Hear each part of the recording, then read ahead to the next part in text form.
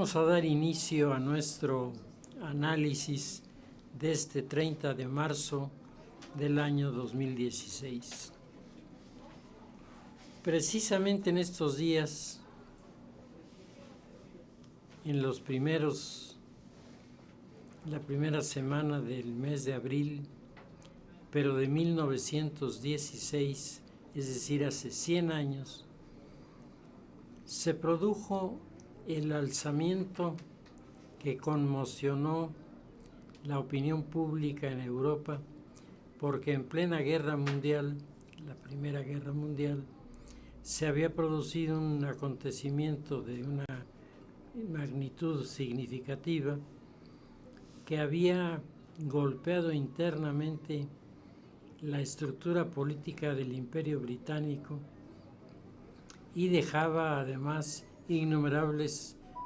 preguntas y sospechas sobre lo que había pasado. Simultáneamente, el Reino Unido tuvo problemas en las mismas fechas con los grupos que exigían la creación de lo que hoy llamamos Pakistán, encabezados por un antiguo alumno de Oxford, Jinnah, que junto con Gandhi resultaban en aquel momento los dos líderes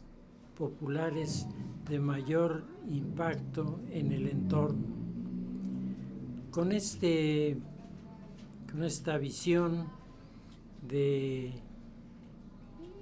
el acontecimiento de hace 100 años, valdría la pena señalar algunos puntos que resultan interesantes. Desde luego, el tema da para hacer un análisis mucho más profundo y mucho más detallado, pero lo sustantivo, lo sustancial en el acontecimiento es que comenzaron a generarse corrientes revolucionarias, nacionalismo revolucionario, que no era representante o no era motivador solamente para un grupo en un país determinado, sino era motivante para todos los grupos en todos los países. Cada quien tenía un pequeño ángulo del cual podía adueñarse y desde ahí decirse nacionalista revolucionario. Irlanda había sido secuestrada de manera violenta por los ingleses en la época de Oliverio Cromwell, y esto había dejado un clima de descontento que los landlords ingleses se encargaron de volver mucho más agudo en su rechazo a la presencia británica y mucho más odioso por las medidas con las que intentaban los gobiernos autoritarios. Usan medidas que son, según ellos, correctivas, según la opinión de la sociedad, son agresivas, son invasivas, y entonces el esquema del imperio comenzaba a perder el encanto que había tenido a finales del siglo XIX para inicios del siglo XX. Lo hemos comentado en otras ocasiones, pero vale la pena dejarlo de todas maneras ahí. Se inicia un ciclo de 10 años cuya duración no está prevista de antemano y que va a activar a los núcleos católicos más relevantes en Europa y en América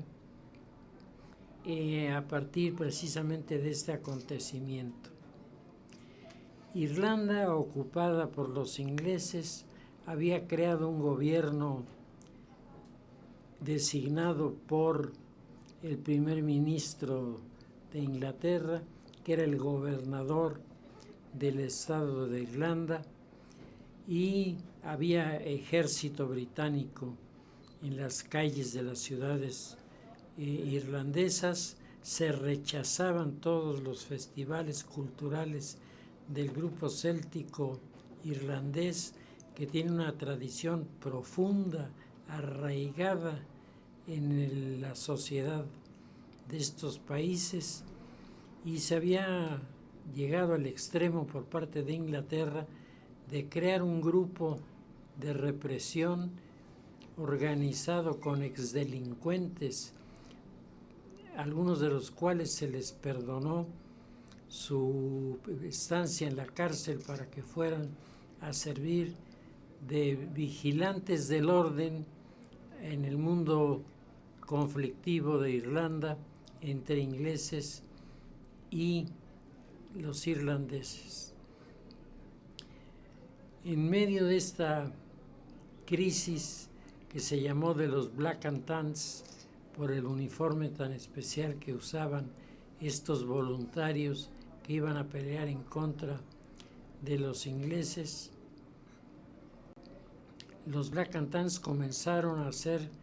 maniobras de presión, incendiaban las granjas de los líderes irlandeses que se negaban a pagar impuestos. Los Black and Tans golpeaban a los jóvenes irlandeses que comenzaban a protestar contra los abusos. Los Black and Tans cometieron todo tipo de atropellos, pero tal vez el más impactante de todos fue el haber entrado con un carro blindado a un parque de fútbol en donde estaban jugando equipos irlandeses y disparar sobre los jugadores y sobre los asistentes sin razón alguna, simplemente como medidas para demostrarle a la sociedad irlandesa que los ingleses tenían superioridad sobre ellos. La situación irlandesa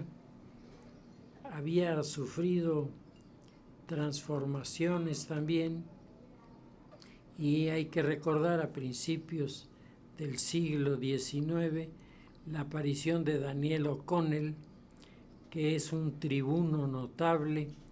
es un orador sensacional, un hombre que, utilizando los principios del derecho británico, demuestra los derechos de los irlandeses y con ello logra no solamente que se abran las puertas del Parlamento para diputados irlandeses, sino que también le da a los asuntos de Irlanda parte de la agenda del Parlamento, que comienza a vislumbrar la aparición de una fuerza política que quiere romper con Inglaterra y declarar autónomo y soberano al Estado de Irlanda. El color verde se había vuelto el símbolo de la rebelión. Los irlandeses que estaban a favor de la autonomía gritaban, coreaban y alababan siempre a la verde Erin, que era Erin el título que en la mitología céltica se utilizaba para ubicar el territorio de Irlanda. El alzamiento de la Pascua de 1916 no solamente tuvo estas motivaciones que son fundamentalmente político-nacionalistas. Es muy curioso, un pueblo profundamente creyente, un pueblo con un catolicismo beligerante, no se sintió muy atraído por los grupos que estaban tratando de rescatar los derechos civiles. Por el contrario, la sociedad tomaba sus distancias respecto de estos grupos y en muchos casos marcaba límites que hacían que el trabajo de proselitismo se fuera a donde naturalmente había razones para estar en desacuerdo. La gente del campo, los campesinos, los trabajadores, los maestros rurales, a los cuales los ingleses perseguían con particular inquina, porque en la medida en que los niños irlandeses iban aprendiendo no solamente a leer y escribir, sino los datos de la historia, y lo más angustioso para los ingleses, cuando los maestros irlandeses enseñaban la revolución inglesa de la época de Cromwell, explicando la aparición del modelo de la representación democrática, de la opinión pública, de la creación de una constitución, de la fundación de los partidos, de el valor de la libertad como el eje de toda conducta, pues los maestros irlandeses se volteaban y le preguntaban a sus superiores ingleses, ¿y esto cómo lo explicamos? ¿Cómo le decimos a un pueblo que ustedes tienen atrapado por el cuello que esto es una manifestación de libertad de ustedes? Que si se les maltrata es porque ustedes quieren que se les maltrate. Entonces, este argumento, que era el argumento fuerte, en el que estaba muy preparado Daniel O'Connell, pues creó una simpatía muy grande. Sin embargo, el grupo radical, o los grupos radicales, el Sinn Féin y el Ejército Republicano Irlandés, tenían sus propias visiones de la problemática,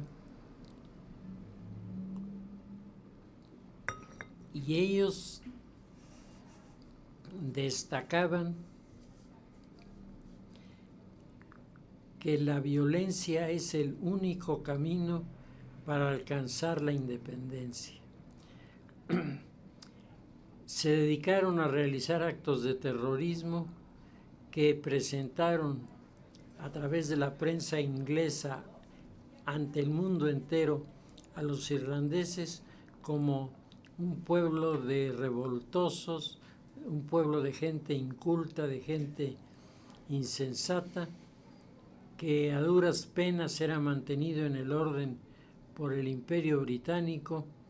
que no hacía sino respetar los principios de la ley cuando castigaba a los irlandeses.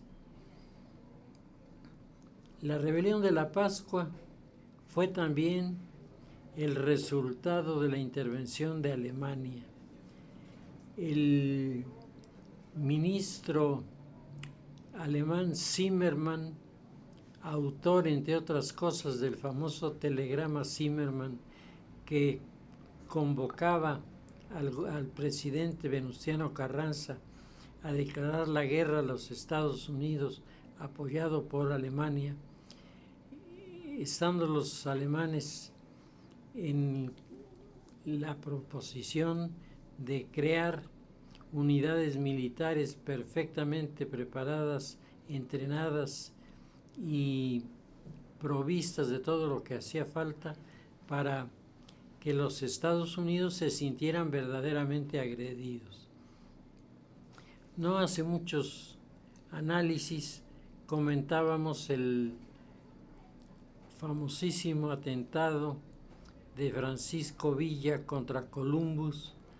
en Estados Unidos, y señalábamos que Pancho Villa, en una presencia de sus rebeldes que escasamente llegó a ser media hora, provocó tal reacción dentro de los Estados Unidos que obligó al presidente a designar nada menos que al general Pershing como el hombre que tenía que salvar el honor norteamericano capturando y fusilando a Villa donde lo encontraron. Venustiano Carranza, atrapado entre dos fuegos, los alemanes que le proponían, le sugerían, casi le ordenaban que se lanzara a la guerra contra los Estados Unidos, y los sectores liberales que decían que era una insensatez, un país que estaba iniciando una revolución, que en medio de esa revolución se metiera a ser dama de compañía de un conflicto internacional cuya sede principal estaba en Europa, motivaciones europeas y desde luego beneficios o perjuicios para los que vivían en Europa. El alzamiento de Pascua marcó una situación muy difícil del clero irlandés. La mayor parte del clero irlandés, de los obispos, estuvo en contra del alzamiento y solamente los sacerdotes ligados al pueblo, la gente que padecía en las parroquias los abusos y atropellos de los Black and Tans, ellos sí estaban en favor del alzamiento. El nuncio apostólico juega un extraño papel equívoco, indefinido, que pareciera estar apoyado en el principio francés de dejar hacer, dejar pasar. Y en este dejar hacer y dejar pasar, pues que lo que dejaron hacer fue una rebelión armada, y lo que dejaron pasar fueron las armas para que se armaran los irlandeses. A Alemania le interesaba el tema, y le interesaba porque rompía la estrategia de los militares ingleses que en ese momento estaban aplicados totalmente a la guerra de trincheras en el territorio europeo. En medio de estas manifestaciones aparece también el interés de Alemania por desencadenar el alzamiento de la India contra los ingleses. Los ingleses habían vivido dos alzamientos terriblemente devastadores en la India en el siglo XIX. En 1857, la rebelión de los cipayos, que era la rebelión del ejército hindú comandado por británicos en contra de los británicos. Y en esta ocasión segunda, la motivación principal era que los ingleses enseñaban una cosa en sus universidades y otra hacían en la práctica. Y para eso ahí estaba el testimonio de Nehru, de Jinnah y de Gandhi. Hay que destacar que en esta campaña por desencadenar el conflicto entre unos y otros, el papel de Gandhi fue decisivo. Gandhi dijo: no podemos atacar a Inglaterra mientras Inglaterra está siendo atacada por las potencias centrales en Europa. Y sería una injusticia el hacer una cosa así. Ese argumento de Gandhi tenía un enorme poder sobre el partido del Congreso, hizo que los ingleses y los hindúes firmaran un pacto de tranquilidad, que luego los encargados de romperlo serían los propios ingleses al final de la guerra. El mundo de las rebeliones había llevado a América a numerosos hindúes que andaban en busca de fondos económicos para el alzamiento. El embajador alemán en Washington estaba de acuerdo en entregar una suma que era algo así como $12 millones a los hindúes que iban a iniciar la revuelta con la condición de que ese dinero no se recolectara en la ciudad de Washington y en ninguna ciudad norteamericana, que se hiciera en territorio mexicano, y ellos propusieron que se hiciera la entrega en la Ciudad de México, la Embajada de la Ciudad de México. El Comité Revolucionario Hindú envió como gestor de estos recursos para la revuelta a un político hindú de nombre Manavendra Nath Roy, quien llegó a México con la intención de cobrar el dinero e irse para la India. Nunca fue a recoger el dinero, se quedó arraigado en México y es, entre otras cosas, el creador de nuestro tan nacionalismo revolucionario del que tanto hablaba Luis Echeverría. Los ingleses fueron tomados con una relativa sorpresa porque su servicio de inteligencia había detenido a unos irlandeses que habían comentado el asunto del alzamiento, y entonces Inglaterra tenía una cierta prevención. Cuando estalla el lunes de Pascua de 1916 la revuelta, la capacidad de convocatoria del ejército republicano irlandés y la de los Sinn Féin y los fenianos, que eran los otros dos grupos, no alcanzaron a cubrir el número esperado por los dirigentes, que de repente se encontraron de una situación que parecía totalmente dominada en un escenario en donde las armas británicas eran las que salían con mayor ventaja. En esta situación, la Iglesia Católica, que había impulsado discretamente el movimiento, no para que llegara a convertirse en una rebelión, sino para que fuera una manifestación violenta de protesta contra los abusos de los funcionarios ingleses contra los súbditos irlandeses. El juego del episcopado fue demasiado fino para los actores en este caso. Era muy difícil que la gente entendiera que lo que la Iglesia quería era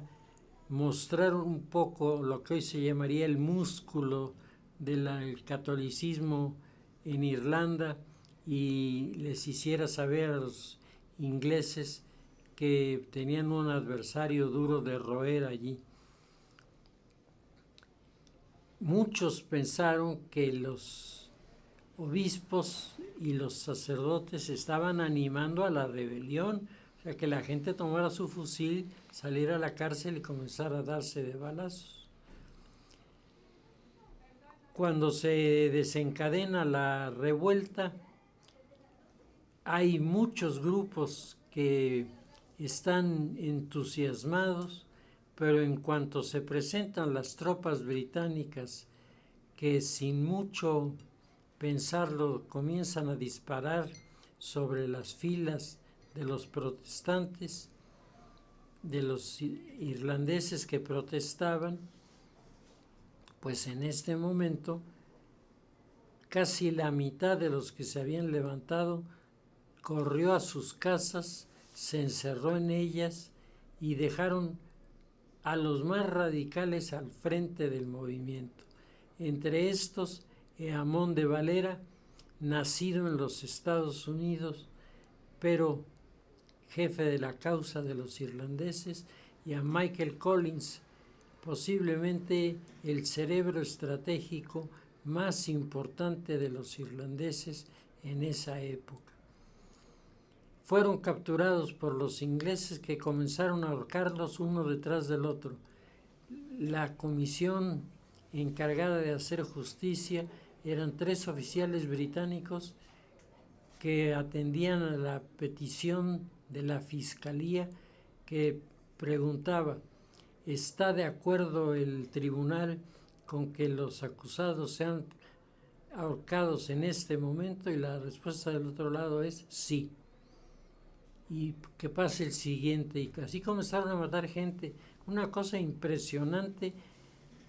particularmente llevada a cabo por uno de los países que más había insistido en el mundo en el valor del derecho, en el valor de la libertad, en el valor de la igualdad, en el valor de los códigos jurídicos. Pues allí nada de esto valió y la fuerza bruta prevaleció sobre cualquier otra circunstancia. El episcopado irlandés se deslindó del movimiento armado, señalando que ellos nunca habían pedido un movimiento armado, y esto es cierto, mayoritariamente estaban en desacuerdo, pero llevando sobre su conciencia el que sí habían creado, sobre todo con algunos sermones, dentro del ánimo de los irlandeses, una cierta simpatía por estos acontecimientos. Los irlandeses estuvieron representados en un momento ante Alemania por Sir Roger Casement, un aristócrata inglés que había estudiado en Oxford, se había graduado en lo que hoy llamamos teorías de la legitimidad de las negociaciones, relaciones internacionales, y su primer trabajo lo tuvo en Colombia, en donde denunció la frontera entre Colombia y Perú como uno de los principales centros para esa época de producción de cocaína para ser vendida en los mercados de los Estados Unidos, cuando todavía la cocaína era una droga casi desconocida. La reacción del gobierno colombiano fue declarar al cónsul inglés persona non grata, y en 3 días estaba de regreso en Inglaterra. Todo el mundo lo miraba como si fuera el exponente de un radicalismo extremo, cuando lo único que él había dicho era que había que tener cuidado de que en la frontera ocurrieran esos acontecimientos. Sir Roger Casement es un personaje trágico, atrapado en medio de esta vorágine, porque estando comprometido con la causa republicana, siendo el católico,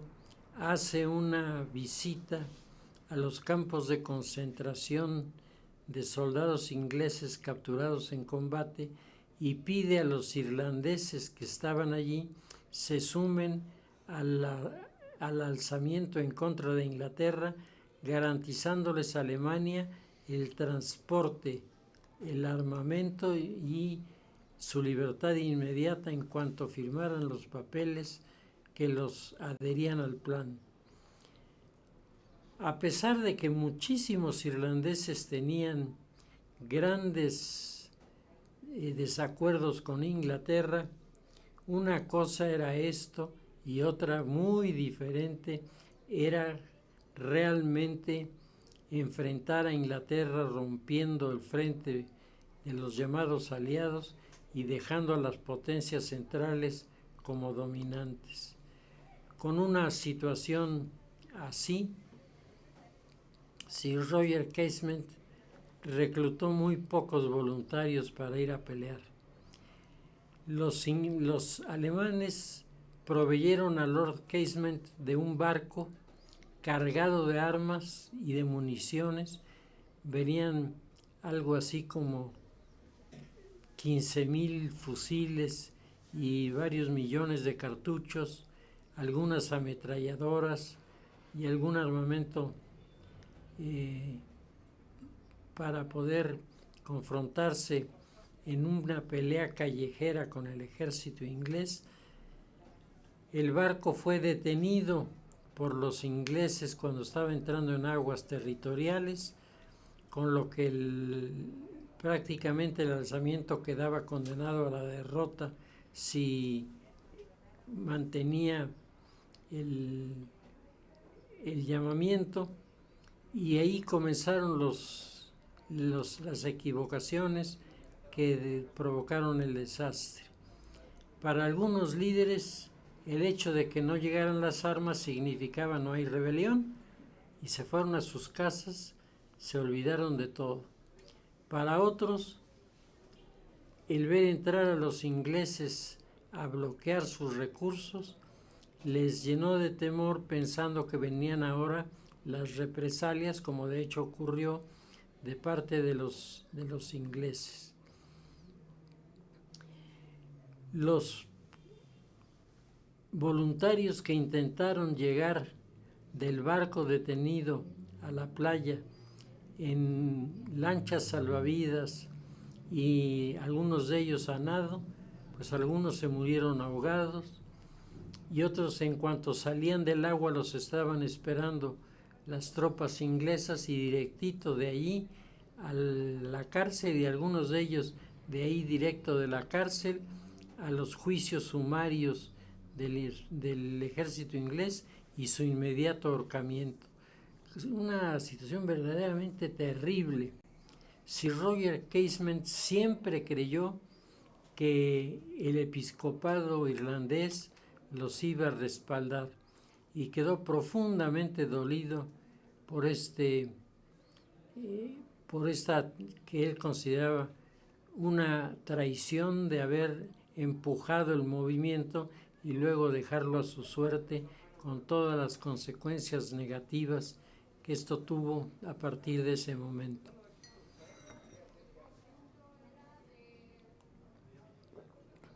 Los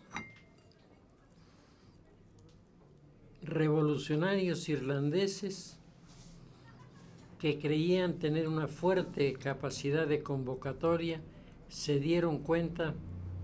de que la convocatoria a la que obedecían los irlandeses con mayor eficacia era la del boicot, pero al enfrentamiento armado no, porque se daban cuenta de la tremenda asimetría que existía entre ingleses y los irlandeses en el terreno de las armas. Los ingleses hicieron subir por el río una barca cañonera, un barquito cañonero, que comenzó a disparar sus cañones, que no eran muy grandes, pero eran ideales para una pelea en la ciudad. Comenzaron a disparar contra los edificios hasta que los irlandeses quedaron reducidos al edificio del servicio postal de la ciudad de Dublín, y ahí fueron capturados y llevados directamente a su ejecución. La presentación, y hay que acordarse que en 1916 no había internet, no había Twitters, no había Facebooks, no había ningún instrumento que hoy haría prácticamente imposible que la desgracia de los irlandeses hubiera llegado a esos límites, porque la mayoría de la gente protestó. Aún así, en ese clima de desventaja, el reclamo de las organizaciones diplomáticas en todo el mundo protestó contra Inglaterra, y los ingleses se dieron cuenta de que eso tampoco les convenía. Una cosa era poner cara de chico malo en un lugar donde uno tiene el control, y otra es que esa cara sea exhibida a nivel mundial, preguntándose todos si no habría que incluir a los ingleses entre los enemigos. El resultado de la intervención de las potencias extranjeras reclamándole a Inglaterra su postura fue que se suspendieron las ejecuciones sumarias. En el momento en el que Amón de Valera era llamado para ser colgado, en ese momento llegó la instrucción de Londres: ni un ejecutado más. Y como ya no los ejecutaron, y los ingleses después comenzaron a darse cuenta del resentimiento de la sociedad con ellos, más adelante los dejarían en libertad y les llevarían toda una serie de experiencias que los irlandeses utilizaron para alcanzar su independencia algunos años después. Hoy estamos cumpliendo 100 años de esta situación, y en 100 años las cosas han cambiado indiscutiblemente, y pocas personas se interesan ya por los nombres de los que promovieron, encausaron y desembocaron en el fracaso. Sir Roger Casement fue ahorcado como traidor, y ahora el gobierno irlandés está exigiendo al Parlamento británico, ahora en este año, que restaure la fama de Lord Casement y reconozca que fue juzgado en situaciones totalmente injustificadas, que el jurado calificador no juzgó nada, sino simplemente firmó una orden de ejecución, y que por lo tanto la figura de Casement tiene que ser rescatada. Al mismo tiempo, la condesa de Markievicz, que era parte de la nobleza polaca que vivía en Irlanda, se sumó al movimiento, y cuando quisieron detenerla, primero hubo una protesta porque era polaca y por lo tanto esto tenía significado dentro del escenario de la guerra mundial. Segundo, porque era una mujer, y en aquella época el feminismo en Inglaterra estaba en su momento más álgido. A las sufragistas inglesas les importó un rábano la guerra. Cuando vieron lo que pretendían hacer los ingleses con esta dirigente católica, salieron a las calles en unas manifestaciones sumamente agresivas que espantaron a los ingleses. Es curioso, las mujeres y el boicot los hicieron correr, mientras la resistencia armada la liquidaron sin ninguna dificultad, produciéndose un escenario que será el inicio, decíamos, de un ciclo de 30 años. En 1916, la rebelión de los católicos en Irlanda; en 1926, la rebelión de los católicos en México; en 1936, la rebelión de los católicos en España. Estos factores, que todavía falta ver si tienen alguna conexión entre sí o es una simple coincidencia que cada 10 años se hubiera dado un alzamiento de estos, dejan ahí un testimonio muy importante que la sociedad tiene que aprender a valorar. En el tema del análisis político de la semana, yo quisiera señalar que una buena parte de las noticias importantes que están ocurriendo se están desarrollando en el momento presente en el terreno no tanto de los partidos políticos, como de la sociedad civil y de las sociedades industriales y las sociedades financieras. La historia vista desde la geopolítica nos enseña cosas que no debemos olvidar. Al final de cuentas, la geopolítica no es otra cosa que la ciencia que nos enseña a interpretar la historia desde la perspectiva de los espacios geográficos. Durante toda la antigüedad, desde que el hombre se asienta en las márgenes de los ríos mesopotámicos y los otros habitantes se asientan a orillas del río Nilo, desde entonces, 5.000, 6.000 años antes de Cristo,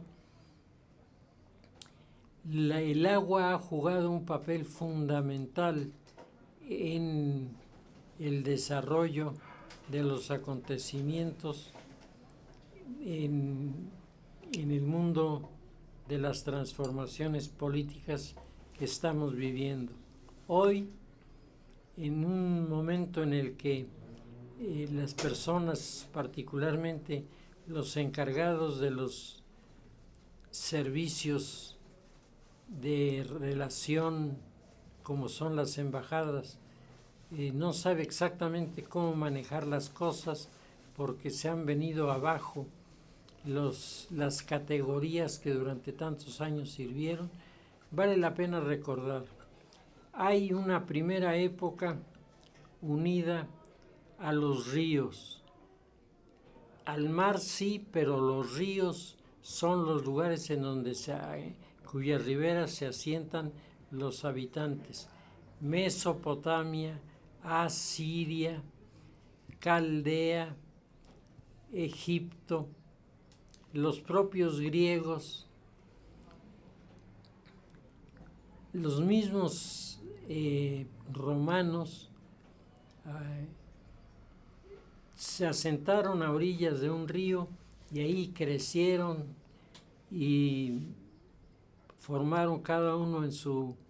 cuenca económica correspondiente las grandes transformaciones que el mundo comenzó a sufrir.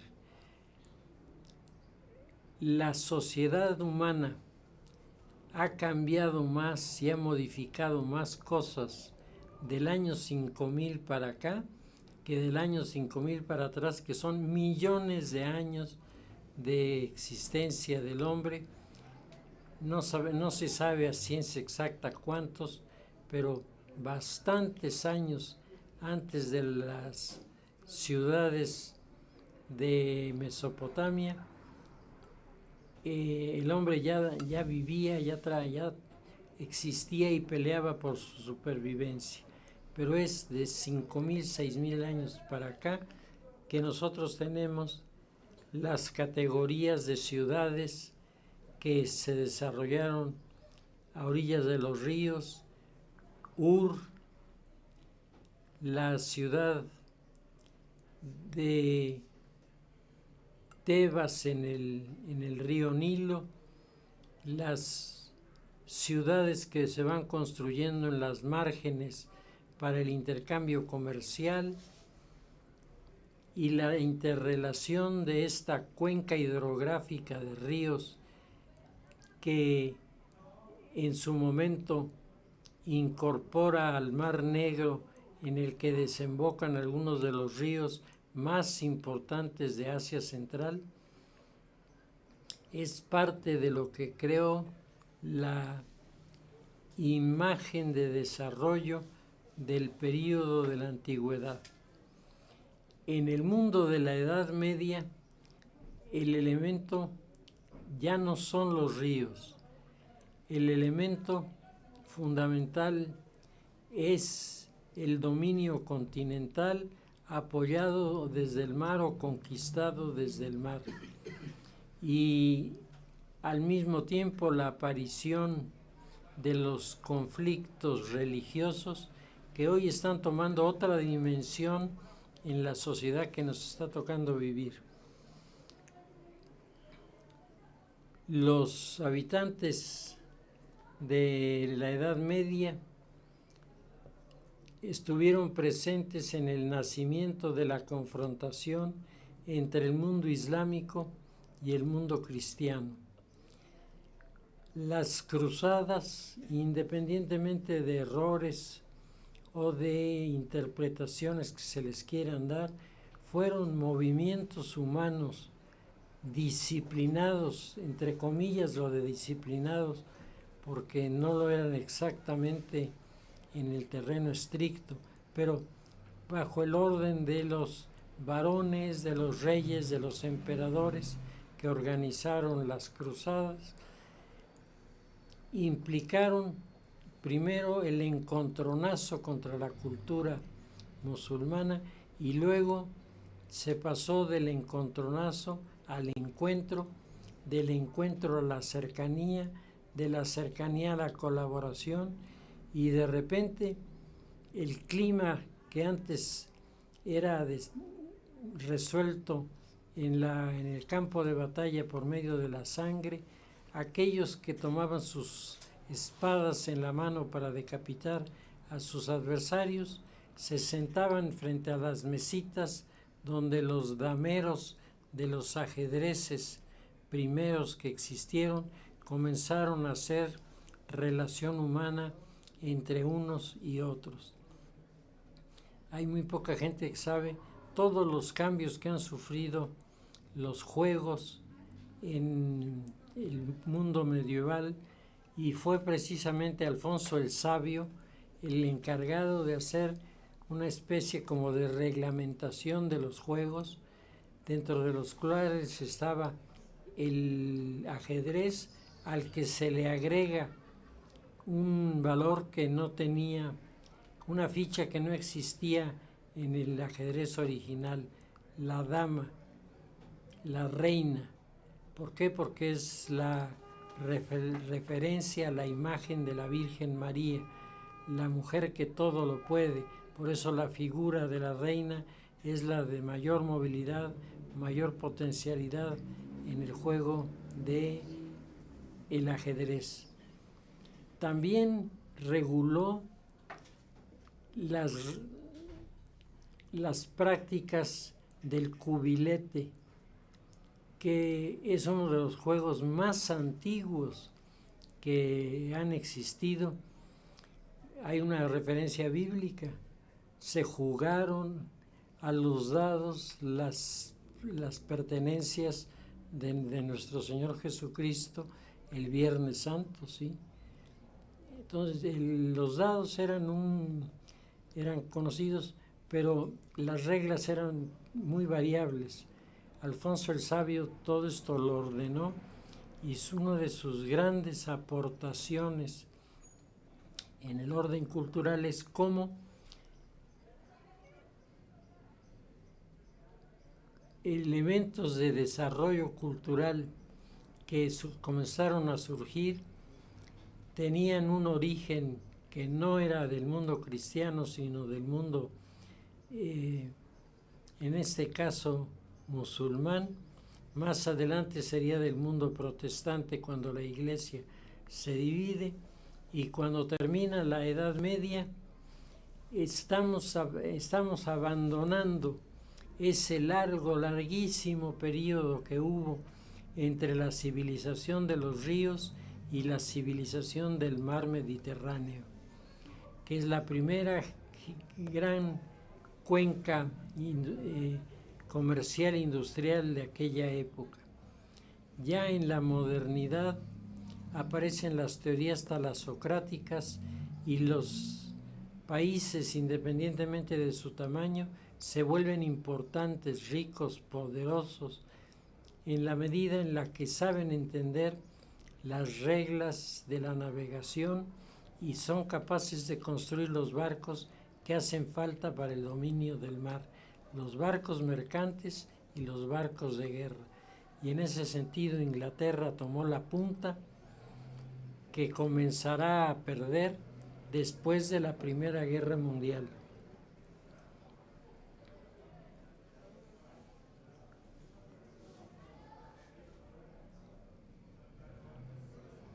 Pasado este periodo en el que el mar se convierte no en un límite, sino en una playa que invita a conocer lo que está más allá, en un escenario que está bien descrito en algunos de los textos que han aparecido sobre el descubrimiento de América, se gestará la gran cultura, la gran civilización, el gran momento de la historia conocido como el desarrollo de las potencias del Atlántico, que hasta hace todavía pocos años eran las que tenían un poder extraordinario en muchos campos. Hoy, decíamos, las cosas están cambiando, el escenario ya no es así. Hoy comienzan a aparecer grandes ciudades, pero esas grandes ciudades son las ciudades globalizadas. El mundo globalizador ha venido a cambiarle la fisonomía al universo que conocíamos. Muchos de los artículos editoriales, sobre todo columnas, en donde los periodistas destilan una visión totalmente negativa, pesimista de las cosas, tendrían que ser evaluadas a la luz de las nuevas consideraciones de la realidad que estamos teniendo. Los grandes capitales ya no están en el mundo europeo, solamente porque sigue teniendo sus capitales. No están en el mundo norteamericano, totalmente, aunque los americanos tienen la mano metida allí. Ahora los grandes recursos tecnológicos, sobre todo el gran desarrollo de la nanotecnología, y dentro de la nanotecnología los avances excepcionales de la inteligencia artificial son producto de la intervención en estos campos de los universitarios que miran la vida siempre en un proceso dinámico y de transformación.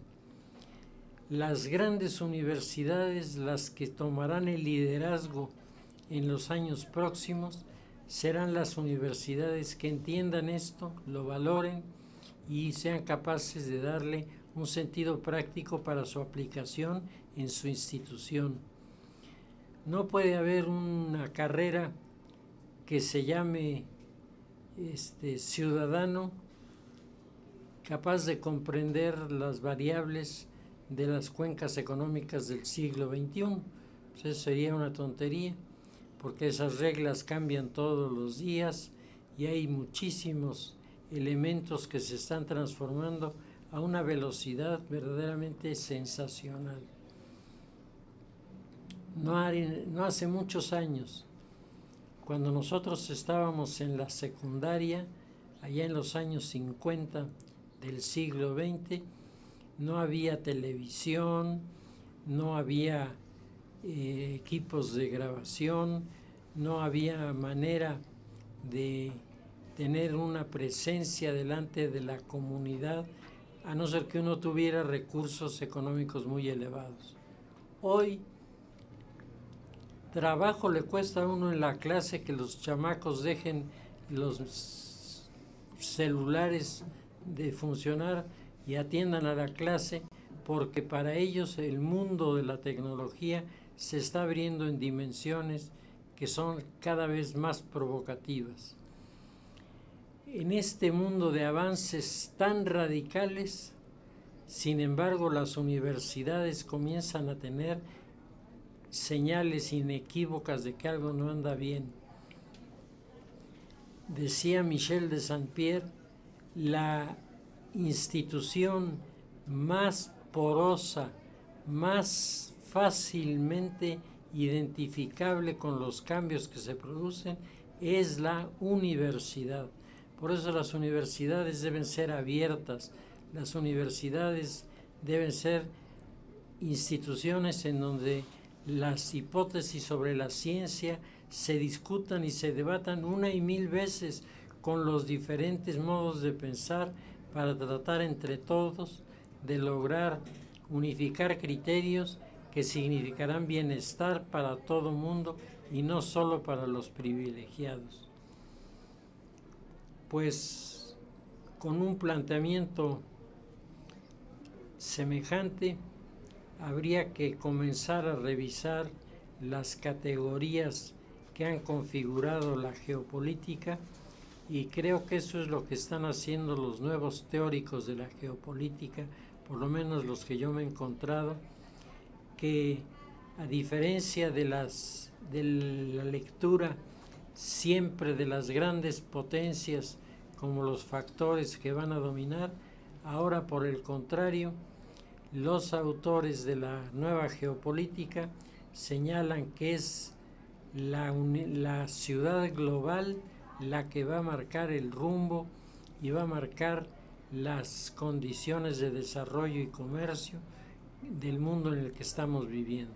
Si les parece, hablaremos sobre este tema la semana próxima.